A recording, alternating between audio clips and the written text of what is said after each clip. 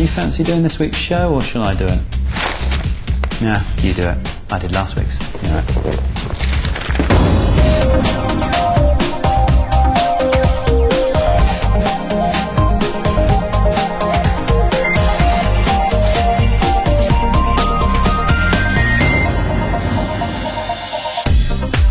This week on Click, we're doubling up and taking you on a tour of a virtual world based on real life.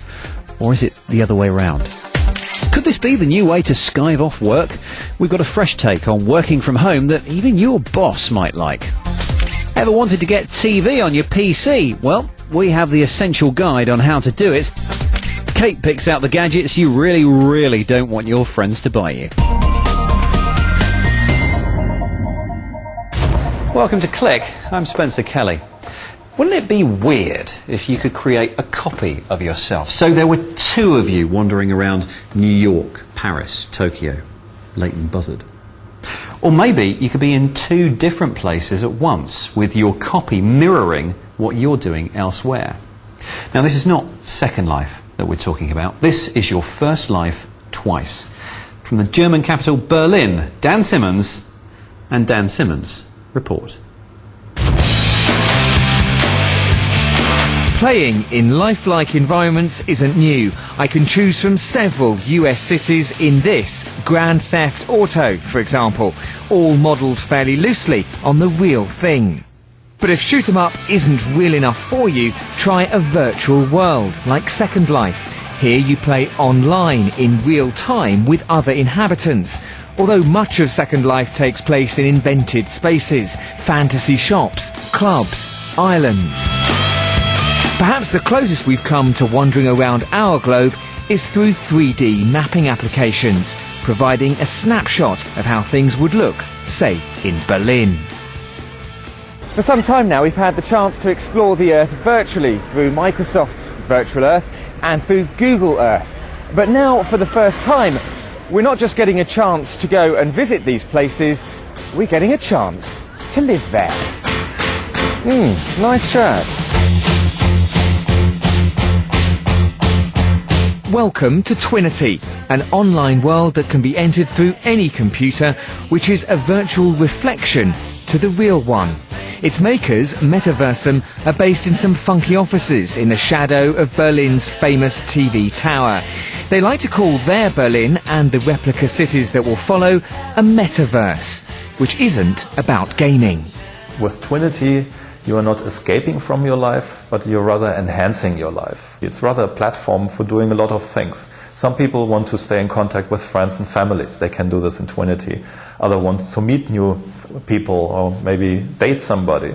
Others want to use it to explore and do some virtual tourism, explore cities, explore spaces. Others want to shop, share things. But it's also good for working, for collaboration, for education, for many, many purposes.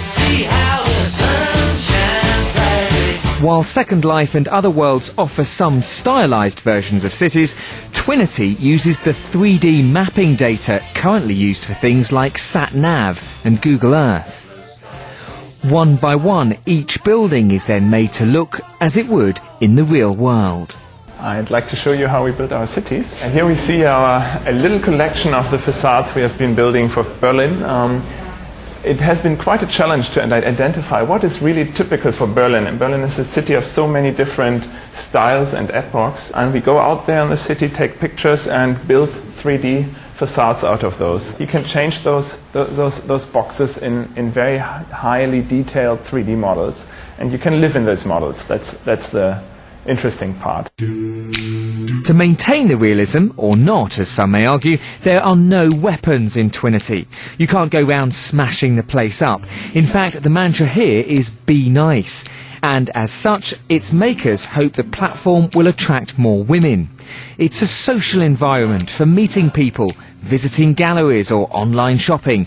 Users are encouraged to create avatars that look just like them, so they'll be recognised, and to use their real names.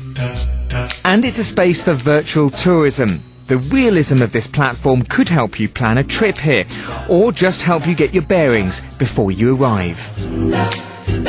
Although Twinity does break further with reality when it comes to transport. There are no cars, and you can teleport to key locations through these posters.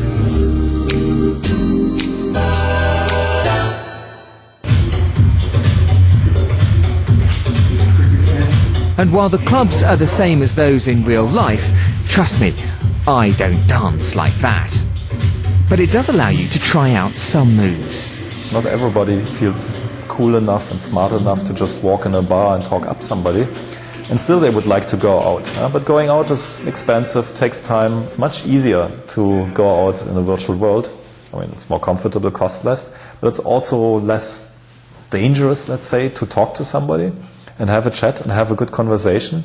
And once you had it, it's then a very easy thing to say, hey, why don't we meet here, same place, same time, next week, but in real.